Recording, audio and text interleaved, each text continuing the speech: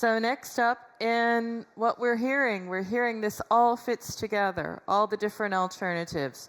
We have everything. We've talked about different platforms, monetization, hybrid monetization. We will catch up on rewarded.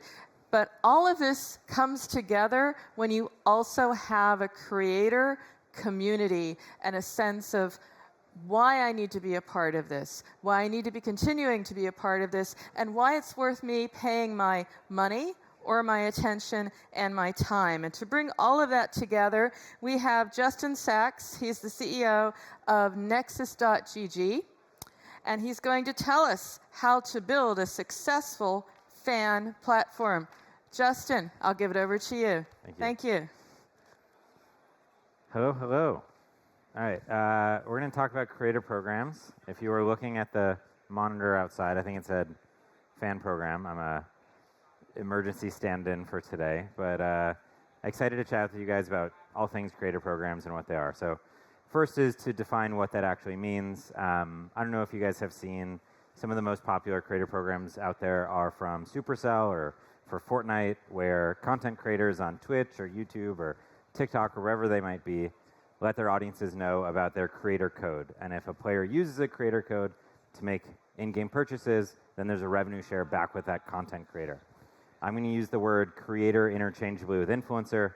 The main reason for that is influencers don't like to be called influencers, and so I try to keep it in my vocabulary, mostly calling them creators.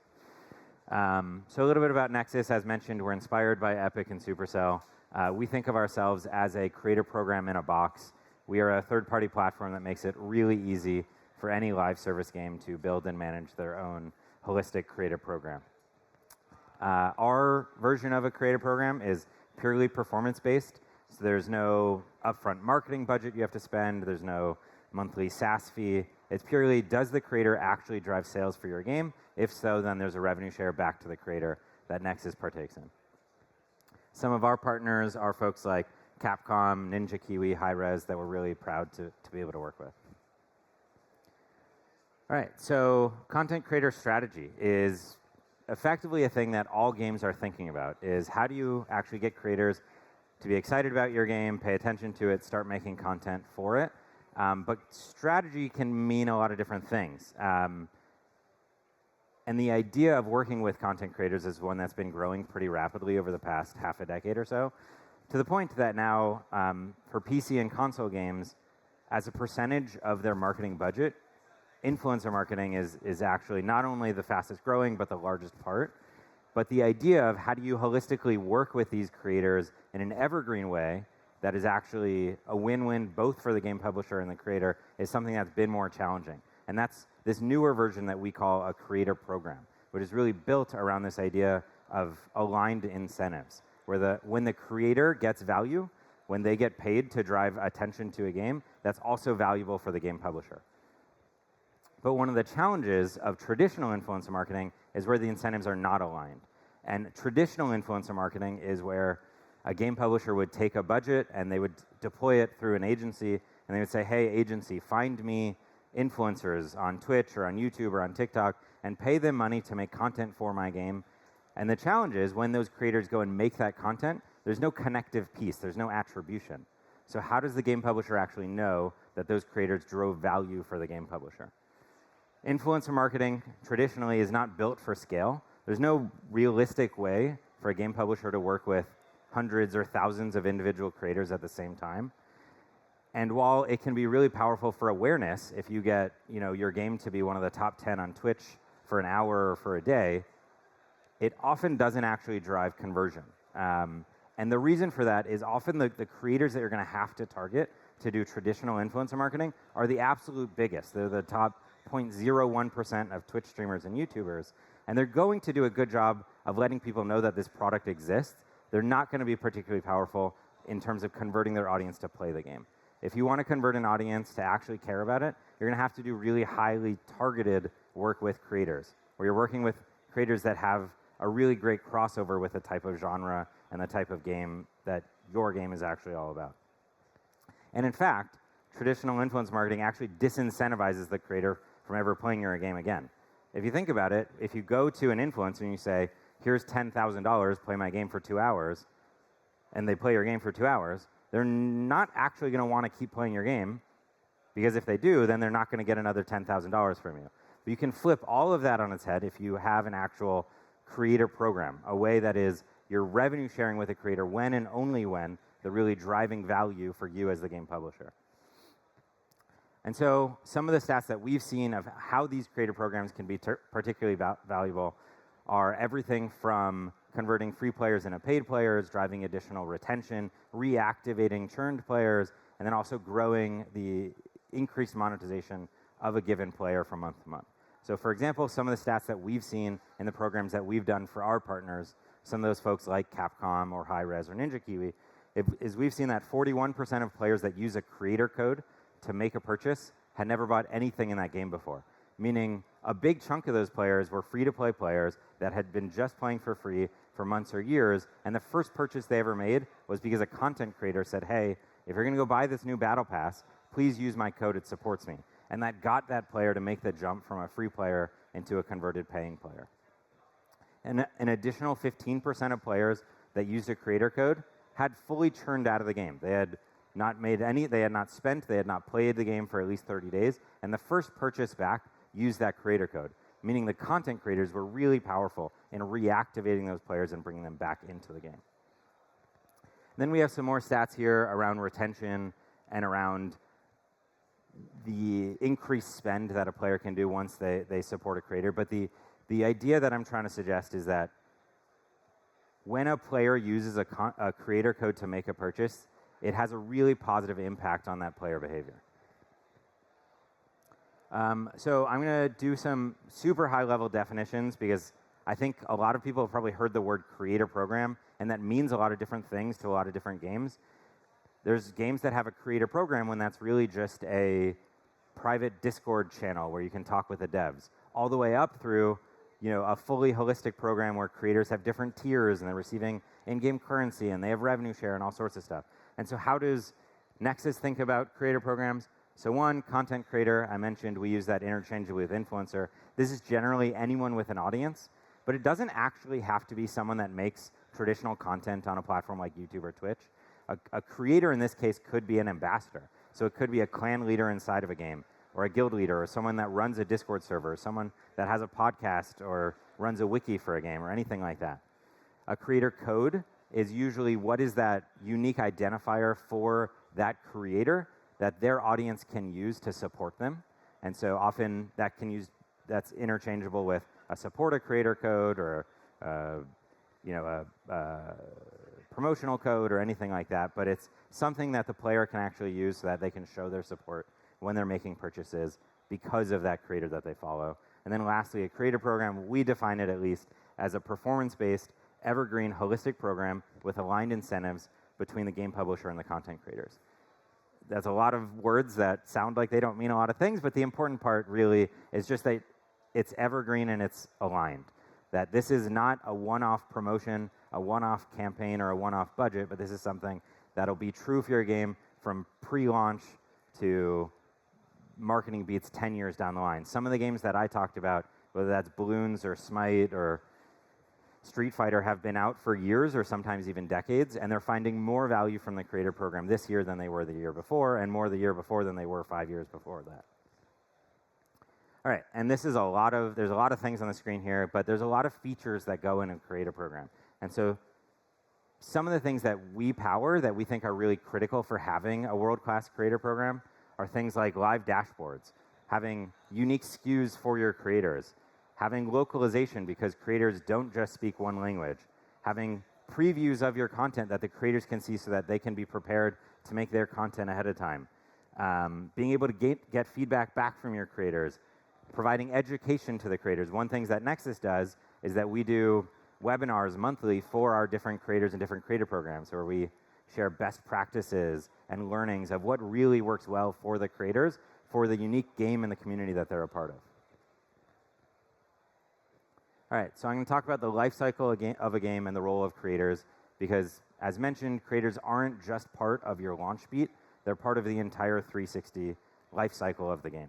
So everything as early as development partners, creators can be really valuable to bring in And again, I wouldn't scale this significantly, but bring in a couple key creators when you're early in development. And it's not really, frankly, to get their feedback on what systems you should add to the game, but it's more to build a relationship with these creators and to get their feedback on how they might move into content creation for the game in the future. Creators are going to be best at giving their perspective on, is this, like, does having a spectator mode really help them significantly? Does having a review feature help a lot? Does having UGC, is that something that they particularly care about? Those are the perspectives that you can get with creators, and bringing creators in early in the development cycle has actually been a common practice with AAA games for the past half a decade or so, and it's something that I would encourage. And you can do even if you're an indie title. You can reach out to the creators that are a fit for your type of game, and when you tell them authentically, hey, we want your perspective on does these sort of systems, these sort of styles that we're adding to the game help with you making content, they're going to be excited to work with you on that. Next step, invite content creators to join play and stress testing, and importantly, especially for stress testing, to bring their audience. I think this can be an important piece because when creators drive attention to a game, they do so in a way that's different from adding a new patch or bringing in a new content update. And frankly, usually when a creator of a meaningful size is making content for your game, all of their audience is going to play that game at the same time, and that tests your servers and matchmaking and all sorts of systems in ways that are different than what you might be able to test in traditional stress testing. And the reason for that is you really want to identify and partner with tentpole creators, ideally for some sort of beta experience. And what I mean by a tentpole creator is these sort of like lighthouse content creators that other creators will be influenced by. I often call them like meta influencers. These are the sort of creators that you're really looking for to build true partnership with. And this is often just like one or two individual people, but if you build that relationship with them through this life cycle, they're going to be really critical, not just for bringing in their audience and driving attention to the game, but these meta influencers are going to be important to bring in other creators that follow them, that look to those creators for what sort of content they should be making and what sort of games they should be playing. And so as we move towards launch, you want to activate those creators and their communities for launch. This is pretty obvious and doesn't need a lot to be said around it. Any sort of creator strategy, a lot of your focus is going to be around launch. That's when you want the most eyeballs on the game. That's when you want the most players playing it, giving you feedback, and then creating that sort of virtuous cycle that helps to perpetuate the game, especially for live service and PvP and multiplayer titles. You can also partner with content creators to amplify game updates. This is a thing that we do really often with our creator programs, where you work with these creators when you're launching Season 2, or there's a new battle pass, and there's some meaningful piece of new content in the game. Work with the creators to amplify that and educate them ahead of time on what is the new content that's coming in the game. How can they tell their audience about it? How can their audience be excited about it? And then lastly, and this is a big thing that we focus on with some of our legacy partners, establish the content creators as long-term community leaders, because they're going to be really, really, really critical for the growth metrics of your game, for things like retention and reactivation. You're going to really want to be partnering with those creators in a long-term fashion where they can be making a living, where their job is just making content for your game. In my opinion, that should be one of the KPIs of any live service title, is how many individual content creators, individual people make a living where their job is just making content for your title. All right, so going into some case studies or examples of really great creator programs, I think one of the best, if not the best in the world, is Supercell. They've built this first-party native in-house, and they've done an incredible job with this. They have a large team dedicated just to their creator program. They've built educational tools outside of the game so that creators can learn how to make the best content, how to learn about new content, how to play the game in a better way for their audience. I think Supercell's done a really, really great job of this, and they do have this sort of holistic, evergreen, revenue share-focused creator program. Some other examples, I think Hoyoverse with Genshin Impact has done a great job because you can look very global with their creator program. They have English-speaking creators in the West, and they have a ton of non-English-speaking creator programs in the East, or creators that in the East that have done a great job. They have an interesting creator program where they incentivize them largely through in-game currency and exclusive invites to events rather than revenue share, but they still do a lot of spend with creators in more sort of traditional influencer marketing, except they have some performance elements to it. And so I think Genshin Impact has done a really great job as well. And then Stumble Guys and Bloons, I wanted to shout out. I think Stumble Guys has done a great job with their creator program that they've built in-house within Scopely as well. And then Bloons, I'm really proud of what we've been able to do, partnering with Ninja Kiwi in order to power their creator program. Also, I wanted to show that many of these games are not just mobile. Obviously, a lot of the developers in this room are going to be really mobile focused, but creator programs have been really successful on PC, console, VR, and web as well. All right, so one big question, how do you know if your game is a fit for a creator program? These are heuristics and these are guidelines. This isn't absolutes and these aren't always going to be necessarily true. But the more that your style of game is core versus casual, and the more that your game has deep monetization rather than advertising based, you're going to be a better fit. Meaning, if you have a hardcore strategy, really deep tactics-focused sort of multiplayer PvP game that has incredibly deep monetization with battle passes and multiple currencies and all sorts of stuff, you're a natural fit for a creator program, and this is the single best system I can recommend to affect all sorts of growth metrics. If you are anywhere along that curve towards core, towards deep monetization, a creator program will be the best thing you can do to convert free players into paid, to retain your most engaged players, to move players along the monetization curve. And then one of the last things that I really want to talk about as well is web shops. I'll actually be doing a panel tomorrow really focused on D2C, but if you have a web shop, one of the big challenges that you have is that you as the game are not able to directly tell your players, go visit your web shop. But content creators are. The creators can directly say, hey, if you want to go get the best deal, if you want to go get this currency every single day, go to the web shop and do it. And so having a creator program for your web shop can be really powerful. And there's some awesome partners out there like FastSpring that can help make that happen. All right, so that's basically all that I had. I wanted to give some time for Q&A. If we had any questions, happy to chat through things. I think I had some sample questions in case no one had any, but looks like we might have some. Sure, I can hear you.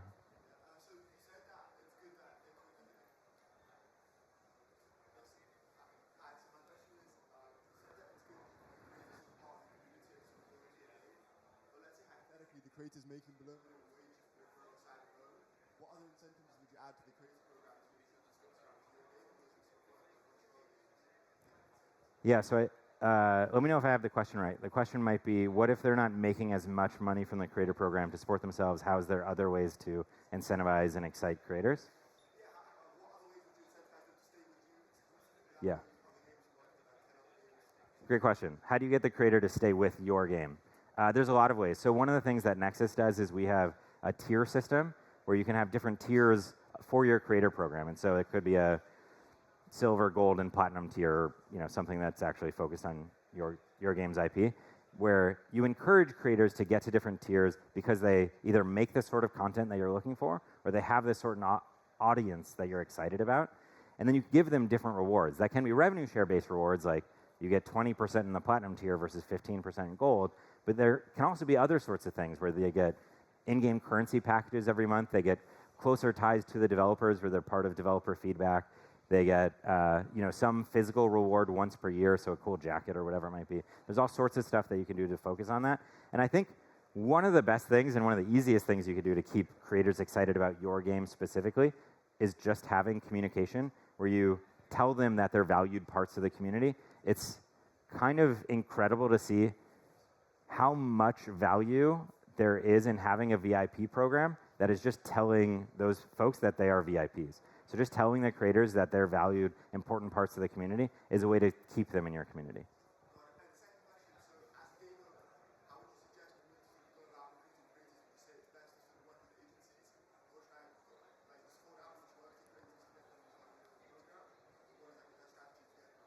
Yeah, so question is, how do you do acquisition of creators, basically? The best is if you already have some organic creator community. So if your game is already out and has some creators, it's engaging with those people and identifying who are their peer networks and then working with them directly. And the best way to do that is have this sort of holistic creator program. The next one is if you have churned creators, so creators that used to make content 2 years ago but don't anymore, you go back to them and tell them, hey, we have this new exciting program we'd love for you to join. If none of those things are true, how do you get creators to first pay attention to you? I don't recommend agencies. One, agencies will only work on traditional budgets. You're going to have to say, here is $80,000, deploy it for me. They won't work on this sort of performance-based experience, or 95% of the time they won't. And so you'll have to go direct. You can do that through a platform like us, where you build this program and we'll work with you and partner with you. We're not an agency at all. So we don't take money. So we will never take budget and then find creators. But we're incentivized. The way Nexus makes money is also performance-based. We get part of that commission when creators drive sales. And so we're pretty incentivized to get as much creators driving as much attention and sales for the game as we can. And so you can find folks, there's not a lot, but you can find a couple platforms like us that can be helpful. But really the best way is look at the type of games that creators are looking for play, find those creators, and reach out to them in a way that they want to be reached out, which is not email, and often isn't Twitter. It's usually through Discord. And so basically try to connect with them. And if you can't connect with them directly, you can maybe connect with their moderators or their community leaders or things like that. And then once you build some of those tentpole creators and they actually care about you and your game, they're the best people to find other creators to bring on board. Yeah.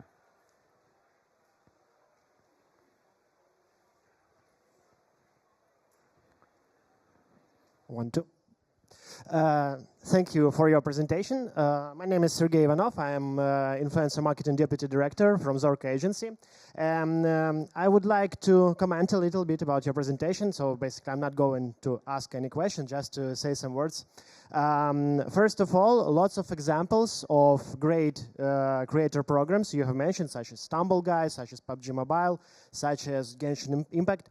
They do not exclude traditional influencer marketing as their tool to promote their games. Of course, they have like great creator programs. They have lots of different type of content creators, but still they also rely on traditional influencer marketing, and we can track that easily. Is it possible for us to switch to the slide like shortcomings of influencer marketing?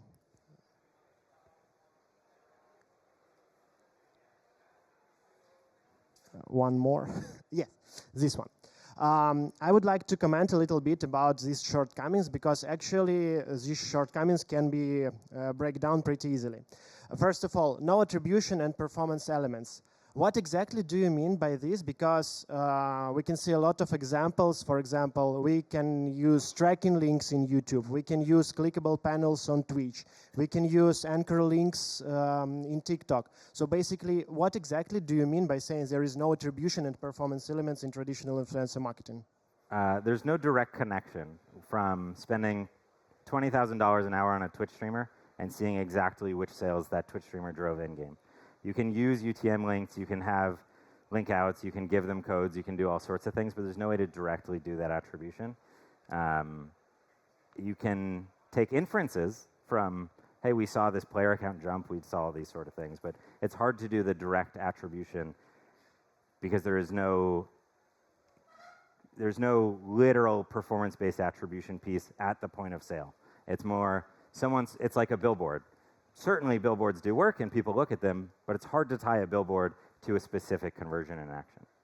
But that's not true, actually, because I have done lots of influencer marketing campaigns, and lots of our gaming brands, mobile gaming brands, provide us access to their internal back offices and databases, and we can see exactly how many new players brought this piece of content or that piece of content, how many money were like returned to the game in the form of like deposits, buying some in-game transactions. I would love to talk if you have a way to directly tie attribution to paid influencer marketing.